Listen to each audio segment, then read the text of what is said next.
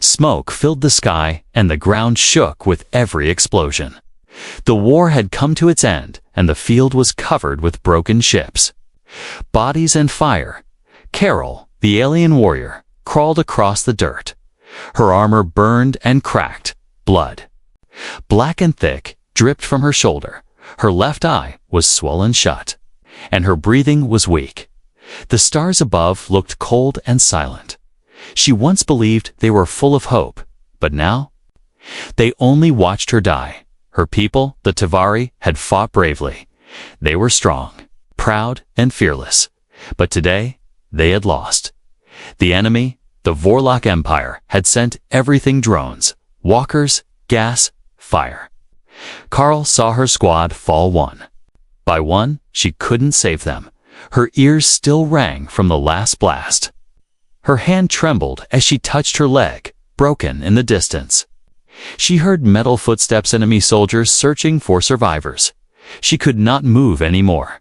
She was out of strength, out of weapons, out of time. But Carol did not fear death. She had been trained for it. What broke her heart was something else. She had failed to protect her sister. Little Yenna, only 12 cycles old, taken during the attack. Carl's last memory was Yenna screaming her name as the soldiers dragged her away, tears mixed with the dust on her face. She whispered softly, "I'm sorry, Yenna. I couldn't keep my promise." She lay her head down, ready to let go. The footsteps came closer, then stopped. Carl didn't look. She closed her eyes, expecting a final shot. But nothing came. Silence. Then something strange. The smell of smoke faded, replaced by something clean. The hard ground turned soft beneath her. Was this death? She tried to open her eyes, but everything was bright. She heard a voice, not the cold voice of a soldier, but calm, soft, human. "She's alive," the voice said. "We need to help her." Pain returned, but not like before. This time it felt real, not the numbness of dying. Then blackness. Carl woke again, just for a moment. She saw a ceiling above her, wooden, small, simple. She felt warmth on her skin. Soft fabric under her head.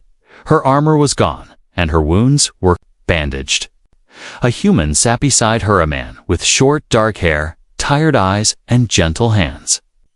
He was holding a tool that beeped and glowed, scanning her arm. He looked surprised when she opened her eyes. "You're awake," he said, slowly, carefully. "Don't worry, you're safe." Carol's heart raced. Was this a trap? A prison? Was she being studied? She tried to move, but her body screamed with pain. She groaned and passed out again, outside. The human stood in the doorway, looking at the stars. He spoke to himself. "She's not from here. Not from this world." He glanced back at the room where she rested. She almost died. But I couldn't let her. His name was Eli, a former soldier who now lived alone in the woods. He had seen her ship crash near his home, against all rules. He had brought her here. He didn't know who she was, or what war she came from. But one thing was clear. She was alive, and she needed help. Back in the room, Carl turned her head and saw a small mirror. Her reflection shocked her. Her once bright skin was pale, her eyes tired, her hair dirty and matted. She barely recognized herself. She stared at the ceiling again, breathing slowly. "Where am I?" she whispered. And in the corner of the room, the human whispered back from outside the door. "You're safe now." Carl didn't know what tomorrow would bring, but for now, she was alive, and that was more than she had expected. Carl opened her eyes slowly. This time, the light wasn't too bright. Her head still hurt, but the pain was dull, now not sharp like before. She lay on a soft bed, covered with a thick blanket. The air smelled strange, like clean wood, warm tea, and fire smoke. She turned her head and saw walls made of wooden planks. A small window let sunlight in. This was not a prison, not a lab. It looked like a small human house, quiet and peaceful. Suddenly, the door opened. A human stepped in, carrying a bowl and a metal spoon. He stopped when he saw her awake. "Oh," he said, surprised, "you're up." Carl sat up fast, ignoring the pain. She looked around for a weapon, but found nothing. Her arms were wrapped in bandages, her armor gone. She gave the man a hard look, her voice dry and cracked. "Where am I?" she asked, her alien accent sharp. The man raised his hands to show he had no weapons. "My name's Eli," he said softly. "You're in my cabin, deep in the forest." He placed the bowl on a table near the bed. "You crashed, or fell? Don't know, but I found you near the river." Carol didn't trust him. She had learned never to trust humans, but her body was weak. And her head spun with every breath. She leaned back against the wall, eyes still fixed on him. "Why help me?" she asked, her voice cold. Eli didn't answer right away. He sat on a chair across the room and looked at the fire in the corner. "I've seen war," he said. After a moment, "I know what it does to people. Even those who survive." He looked at her, his voice softer. "I couldn't leave you there to die." Carl stayed silent. No one had ever helped her without a reason before. Even her own kind demanded something in return. But this human? He looked tired, but not cruel. Eli pointed at the bowl. "It's soup vegetable." Carl didn't move. She didn't know if it was safe. He seemed to understand. "I'll eat first," he said, and took a spoonful, then another. He pushed the bowl toward her again. Her stomach growled loudly, and she hated that he heard it. Still, she picked up the spoon and tasted it. It was warm, simple, and not poisoned. She finished it slowly, watching him the entire time. Eli smiled a little. "You're stronger than most people I've seen survive a fall like that." Carol put down the spoon and asked, "Did you see the ship?" Eli nodded. "Pieces of it. It was torn apart." Carol's heart dropped. That meant no working comms, no weapons, no way to find her sister. She looked away, trying to hide the fear in her eyes. Eli didn't push her. He stood and walked to a shelf, taking out a small scanner. "I managed to fix some of your gear, but not much." He handed her a small piece of her armor chestplate, burned and broken. Carl held it like a memory. This armor had protected her since the first day of war. Now it was just metal and ash. "Do you have a name?" Eli asked. Breaking the silence, she looked at him again, her voice quiet but steady. "Carol." "Of the Tavari Guardians." Eli nodded, as if that name meant something to him. But Carol guessed he had never heard of her people. Still, he didn't laugh or question her. He just said, "Carol." Okay, like it was a name he could trust. Later, she tried to stand. Her leg gave out, and she fell forward. Eli rushed to help, but she pushed him away. "I don't need help," she growled, but she did, and she hated that. Eli stood back, not angry, just patient. He pointed at a wooden cane he had carved. "For now," he said, "until you get better." Carol took it without a word. She limped to the window and looked outside. Tall trees, birds, sky so peaceful, so quiet, it felt wrong, like a dream that didn't belong to her. Back on her planet, the sky always roared with ships. Here, she could hear her own heartbeat, but somewhere out there, her sister was still missing. And Carol knew she had to find her, no matter what. For now, she would rest, but soon, she would rise again, because warriors don't stay down. They rise, even in a human's home. Rain tapped softly on the wooden roof.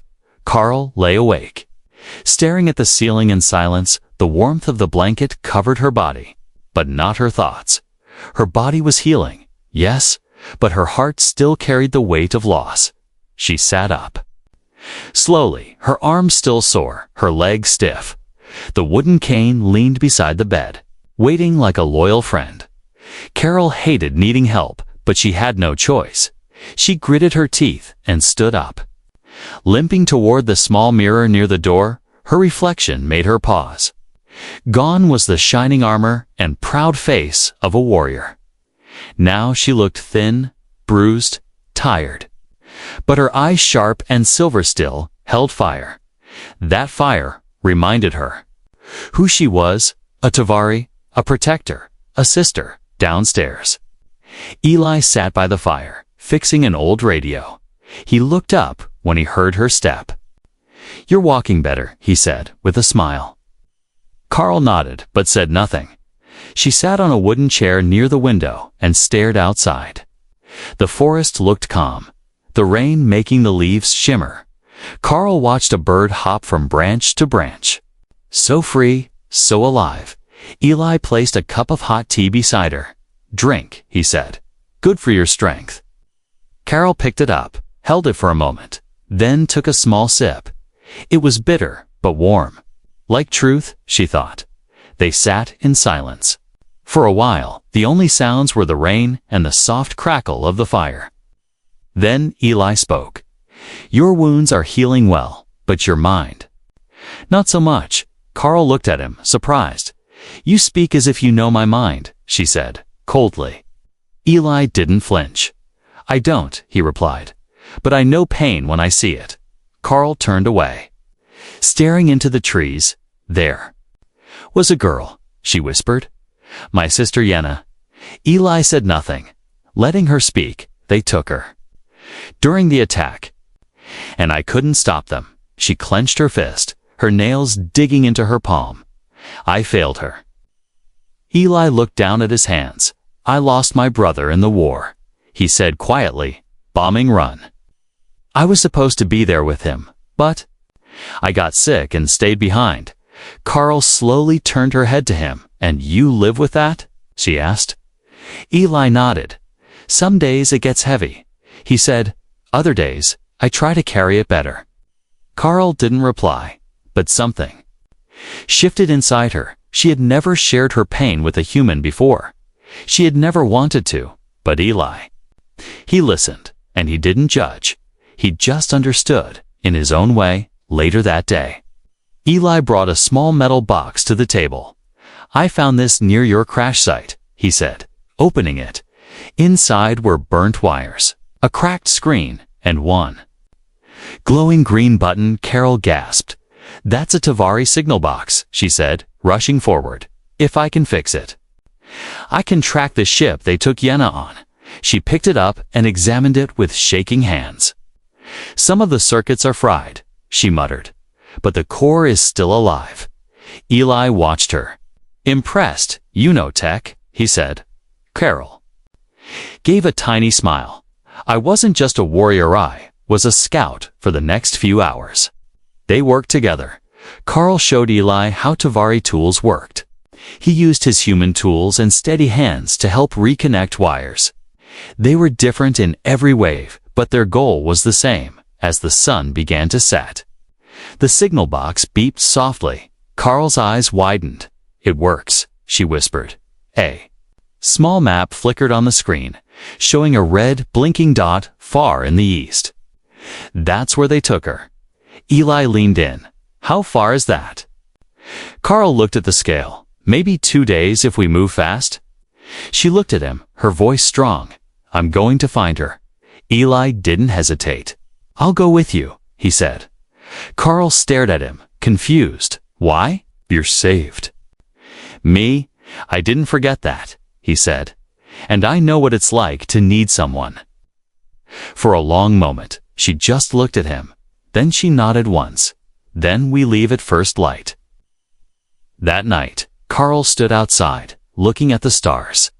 For the first time in days, they didn't seem so cold. She still felt pain and fear and guilt.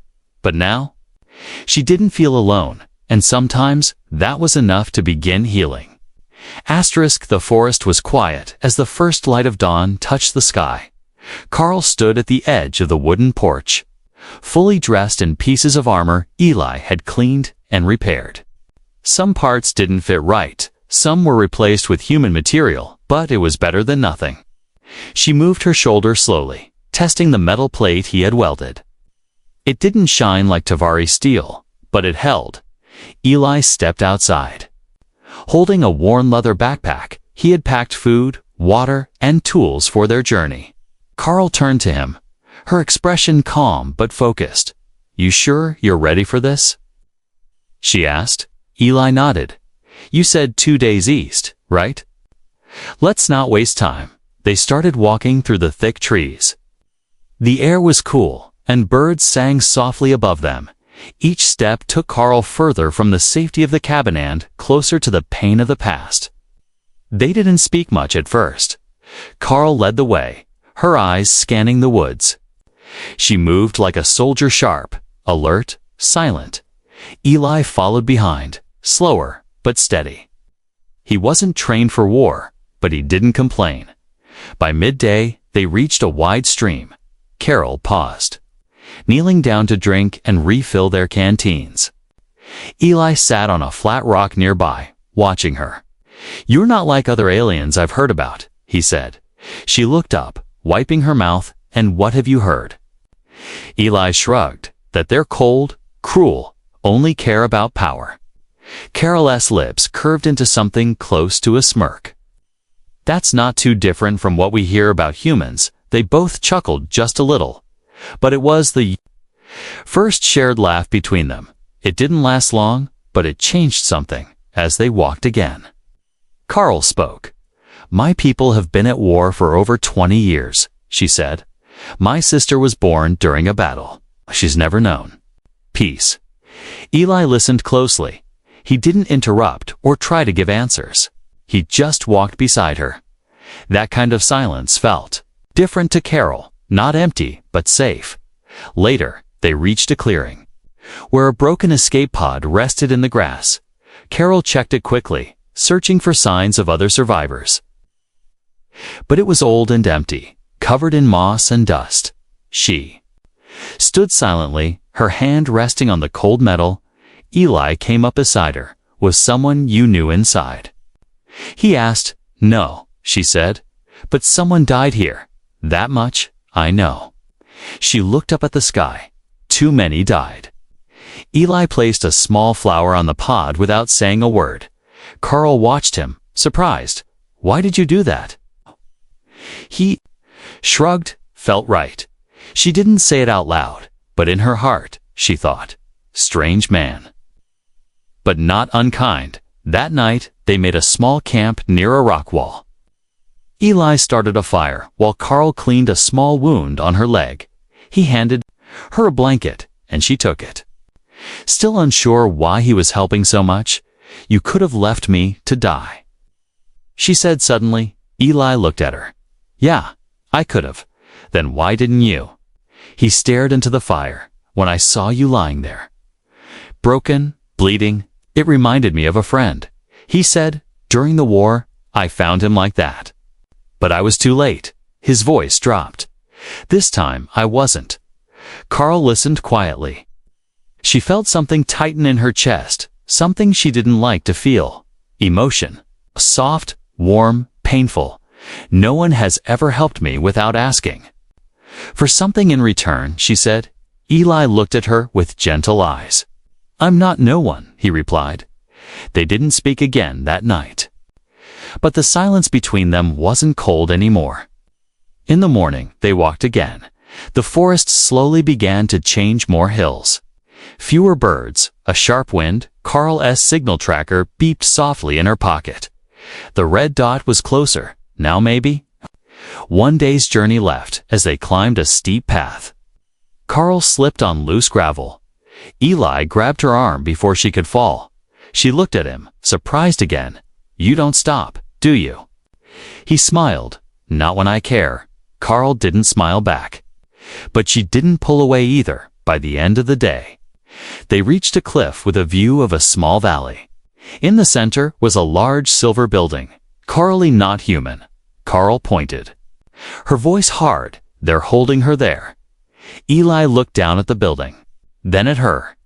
"Then tomorrow," he said, "we bring her back." Carl nodded for the first time since her crash. She didn't feel alone in the fight. Maybe, just maybe, human kindness wasn't a trick. Maybe it was real. The morning sun rose over the valley, casting golden light across the trees. But for Carol, there was no beauty in it. Her eyes stayed locked on the silver structure in the valley below. That was where they had taken her sister, she was sure of it. Eli stood beside her, binoculars in hand. 4 guards at the main gate, he said quietly. And probably more inside. Carl nodded, thinking fast. She had stormed enemy bases before, but never with a human by her side. Will? Need a distraction, she said. Something loud. Eli opened his pack and pulled out 3 small red canisters. Homemade flash bombs, he said, smiling. Not military grade, but they'll scare anyone who's not deaf. Carol raised an eyebrow. You surprise me. Human, I get. That a lot, Eli replied, then turned serious. Are you sure she's in there? Carl took out the signal tracker. The red dot blinked on the screen, steady and close. This device is tuned to her life marker, she said. All Tavari children wear them. Eli looked at her, then at the building again. All right, he said, then let's get her out. They waited until dusk. The light faded, and shadows grew long over the valley. Carol moved like a shadow, herself silent, quick, focused. Eli followed closely, his footsteps careful, hands gripping a small blaster he had rebuilt from alien scrap. They stopped behind a boulder near the base. Carl held up her hand, signaling. For silence then, she pressed a button on her wrist, band activating one of the bombs. With a soft click, it flew high into the sky and exploded in a flash of light. Now, Carl whispered, and they both ran. The guards were blinded, shouting in confusion. Carl took one down silently with a blade made from broken armor. Eli knocked another out with the butt of his weapon. They moved through the base, down silver halls, and into dark rooms. Carol's tracker beeped faster, guiding her like a heartbeat. Left, she said, turning sharply. Downstairs, they passed broken machines, crates of supplies. Strange tubes filled with green liquid. Eli paused. At one, staring. What the hell is that? Carol didn't stop. Vorlock science, she said bitterly. They test on the weak. Her blood boiled. The thought of Yenna in one of those tubes made her hands shake, but she didn't stop. She couldn't. Finally, they reached a locked door. The signal was strong. Yenna was inside. Carl slammed her fist against the panel. Locked, she growled. Manual override. Eli pulled out a small device and connected it to the control panel. I'll try to hack it, he said. Fingers flying. You can do that. Carol asked, surprised, picked it up from a friend. He muttered, don't ask. The door hissed open. Inside was a small room with soft blue light, and in the middle, a small figure sat in a corner, arms wrapped around her knees. Yenna. Carl breathed, running forward. The girl looked up, thin, pale, scared, but alive. Carl. She whispered, her voice cracking. Carol dropped to her knees, pulling her sister into her arms. I'm here, little star, she said softly. I found you. Eli stood in the doorway, smiling quietly. But the moment didn't last long. Alert. Alert, a voice echoed through the building. Escape in progress. Carl lifted Yenna in her arms. We have to go. Eli handed her a small energy shield. I'll cover you, he said. Carl nodded. You stay behind me. Protect her. They ran through the halls as alarms blared and red lights flashed. Enemy soldiers appeared, but Carl moved like lightning. Her blades sang through the air, each strike clean, each move precise. Eli fired his weapon, taking down enemies with sharp aim.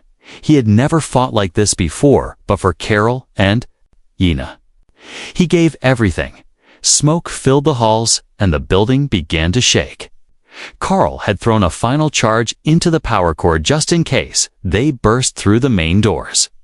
Back into the cool night air, behind them, the building exploded. In a blast of light and fire, they didn't stop running until they reached the forest. Only when the light from the burning base faded behind the trees did Carol finally stop. She fell to her knees, Yenna still in her arms.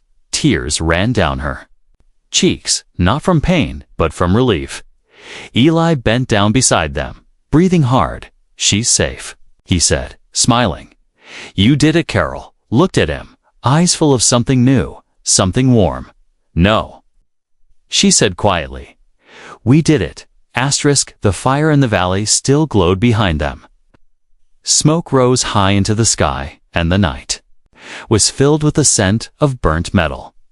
Carl sat beside her sister under a tall tree, gently brushing Yenna's hair with her fingers. Yenna had fallen asleep, her small hands clutching Carol's armor like it was her only anchor. Eli stood nearby, keeping watch. His eyes scanned the forest, and his hand stayed on the grip of his blaster. He knew this wasn't over.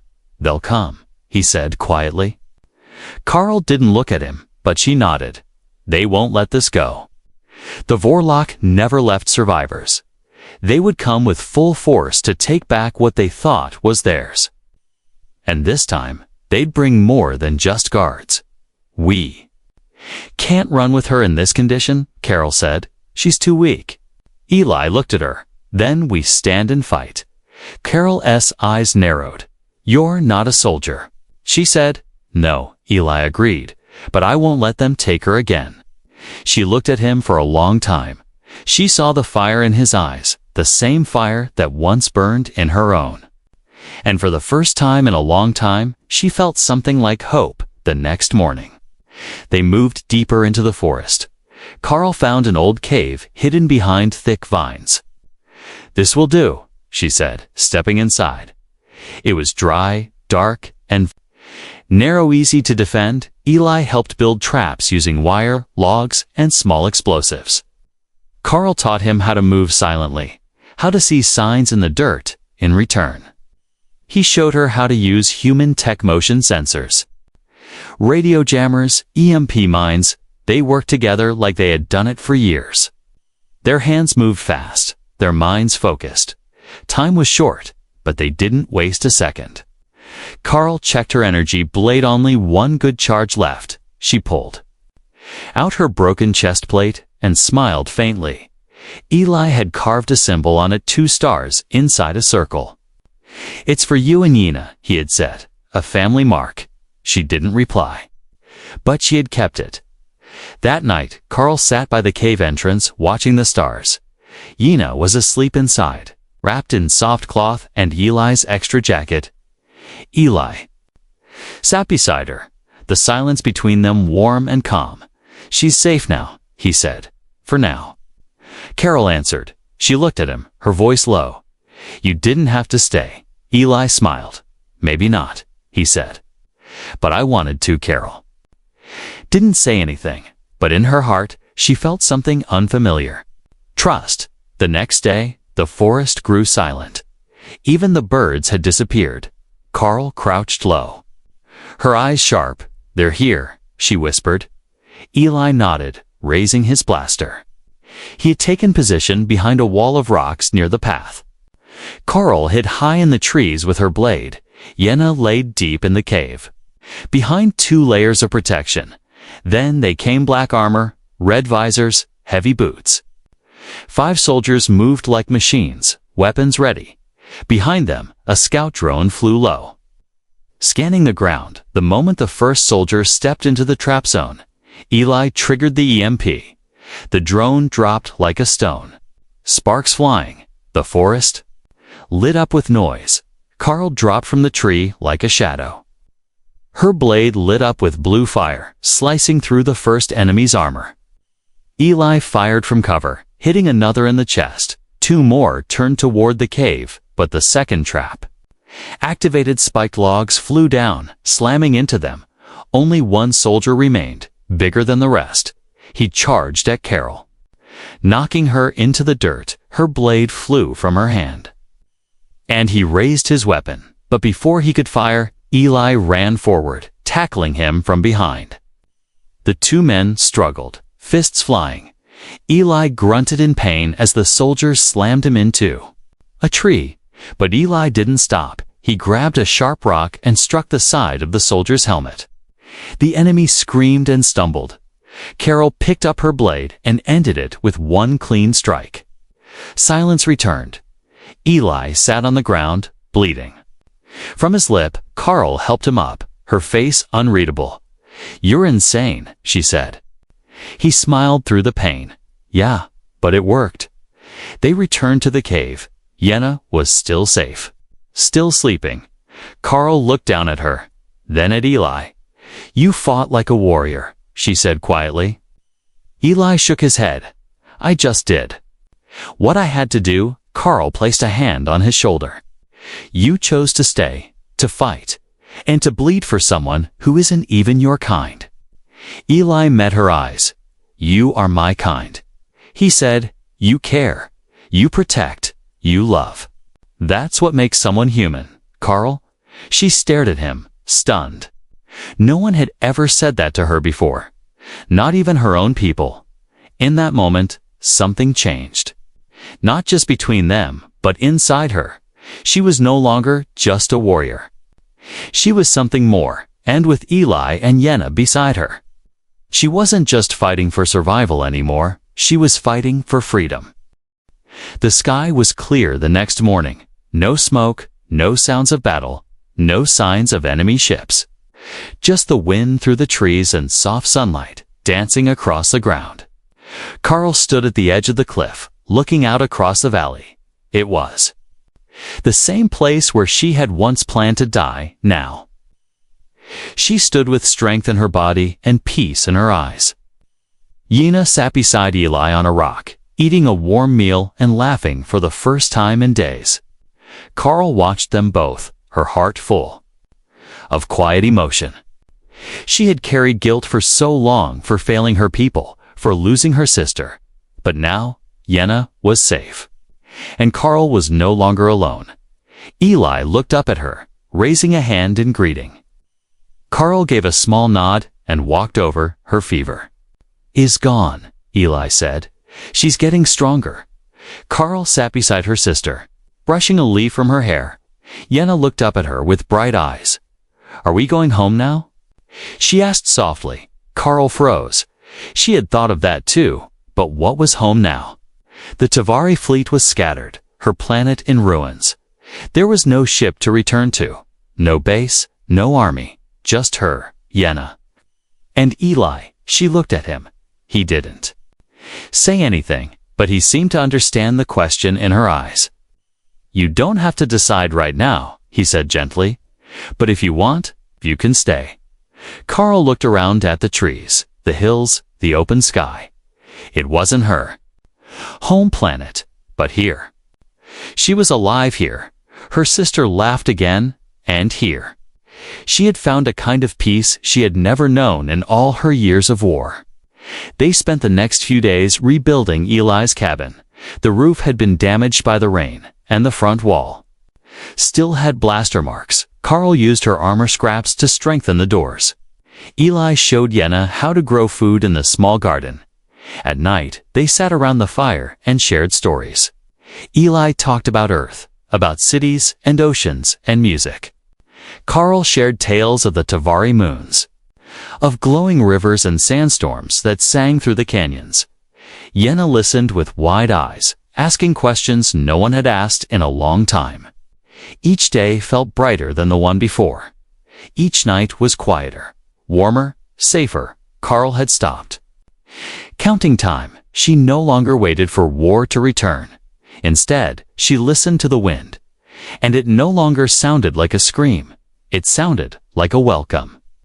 One evening, Eli handed Carl a small black box. "What is this?" she asked, turning it in her hands. "A beacon," he said. "It sends a signal to space, just in case there are other survivors from your people."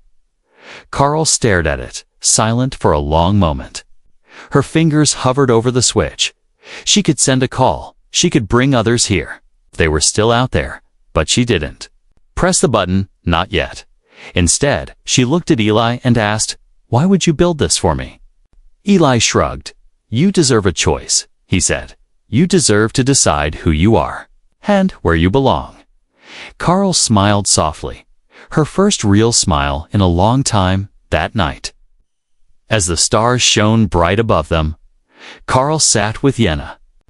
In her lap, the little girl had fallen asleep while drawing shapes in the dirt.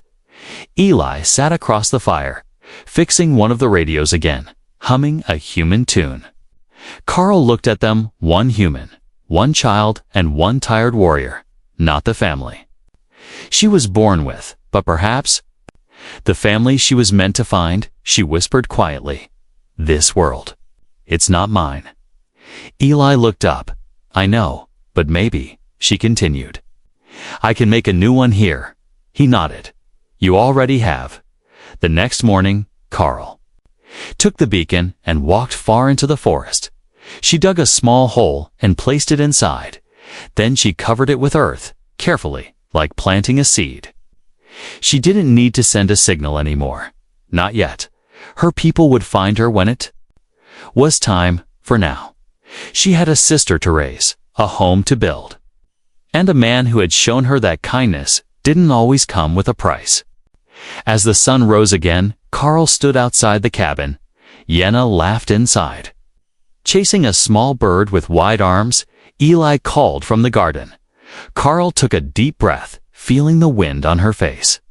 This was not the world she was born into, but this was home, because sometimes home isn't where your story starts, it's where your heart decides to stay.